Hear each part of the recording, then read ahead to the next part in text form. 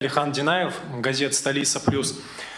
Почти все выпускники жалуются на очень тяжелые, зачастую едва ли не ужасные условия во время сдачи ЕГЭ. Они десятки вооруженных людей, несколько колец оцепления, металлодетекторы, металлоискатели, проверяющие, которые следят за каждым их движением и которые кружат над ними, как коршун над добычей. Каждый год ко мне приходят на занятия студенты в нефтяном и жалуются на эти условия. Говорят, что чуть ли не концлагерь. Они паникуют, они боятся, они напуганы, они не знают, что делать в этих условиях и пишут намного хуже, чем могли бы написать на самом деле. И при этом много раз я слышал и от вас, и от министра образования нынешнего и прошлого, что вы гордитесь тем, что у нас вот такие самые жесткие, самые честные ЕГЭ. Но вам не кажется, что мы тем самым как бы яму роем своим же студентам? Что мы лишаем их возможности поступать в вузы? А ведь многие даже что говорят? Рамзан специально лелдо, чтобы наши дети не могли поступать в вузы. Вот я хочу понять, и вы можете объяснить мне, зачем нам нужны вот такие концлагерные условия во время сдачи ЕГЭ? На самом деле, очень условия, жестокий концлагерь, кричит, но все равно заносит телефон. Даже придумали, непонятно, приобретение школы, я сказал. Нефтяной боржой, чего-то нефтяной разработчик до того, да, он придумывает вещи, да, чтобы не учиться. Наоборот, я против этого ЕГЭ, сказал, на самом деле. Не я это придумал. Вы что он федеральный моей случае, да, он статус все, что он. Не только у нас такие условия, везде. Если да, мы стараемся, чтобы наши студенты, да, целый год, чтобы они на следующий год, чтобы знали, что и на следующий год тоже будут более жестокие условия, да, не будет возможности, переписать на арбуз. И потом приходит, да, элементарно средний 10 баллов, да, средний, да, уровень, 10 баллов, да, экзамен сдать, да, хватит, да, а на собеседовании Хавайи, да, он абсолютно не понимает, да, где и чем он занимался. Мы хотим, чтобы у нас были специалисты. А тем людям, которые говорят, что Кадыров не хочет, чтобы они поступали в вузы, скажи, что я каждый год отправляю в Европу людей на обучение, студентов, и они возвращаются. И они потом преподают уже в наших вузах.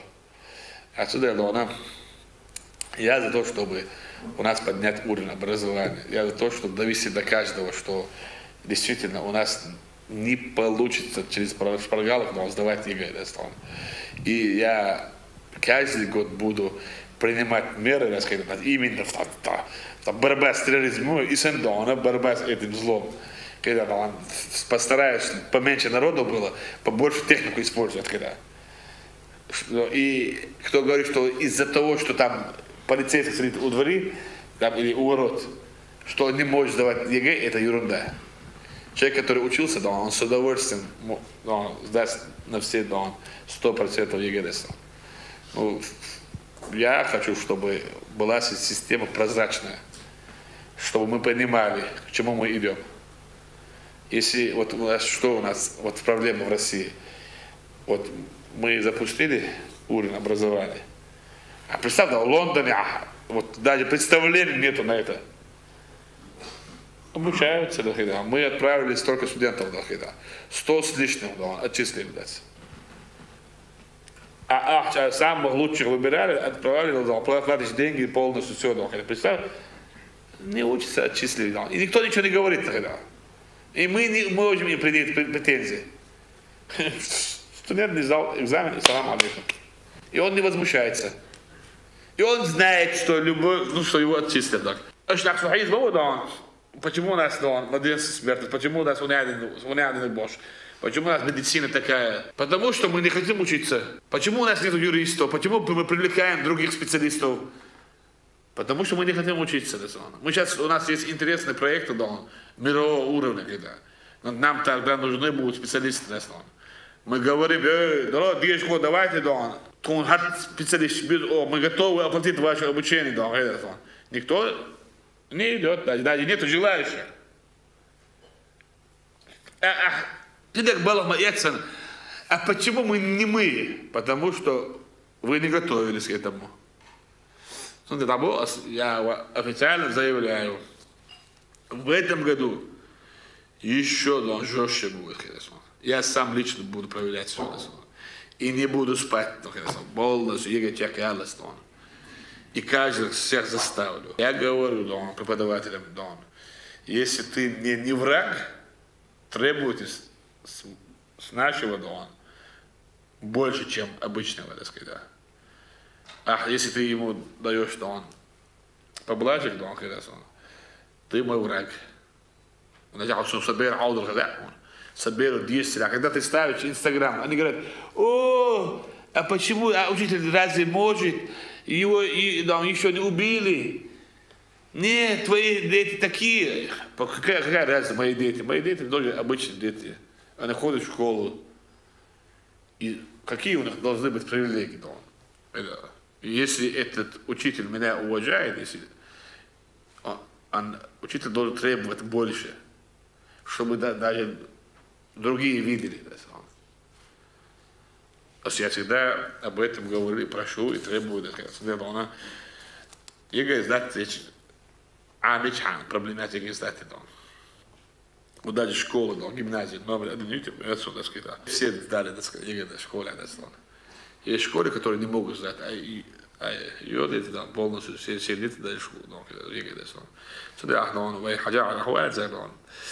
Рамзан, Шибак Дабби, или Хаджбар, действие Рамзана Кадырова, потом вы поймете, а так, болтологию даст, они не хотят учиться. Я знаю очень много студентов, я за ними наблюдаю, потом конец года, я специально поеду в их вузы, и подниму, и покажу их записи, где они были, и им, их родителям, покажу, они целый год, где они бывали, в каких местах. Надо учиться. Учиться и еще раз учиться. У нас не было возможности.